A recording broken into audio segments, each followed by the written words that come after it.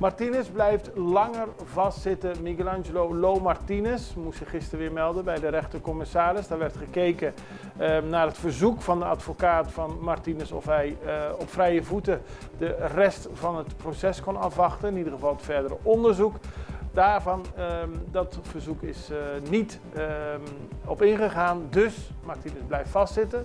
Binnen 60 dagen moet hij zich kunnen verantwoorden. Is er een kader van een inhoudelijke zitting. Ik moet het goed zeggen. Nu is bepaald dat hij voorlopig nog blijft zitten en binnen 60 jaar moet de zaak inhoudelijk voor de rechter worden behandeld.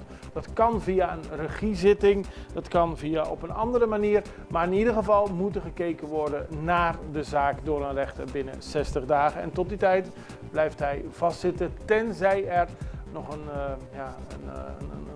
iets zich voordoet waardoor hij eerder op vrije voeten gesteld zou kunnen worden.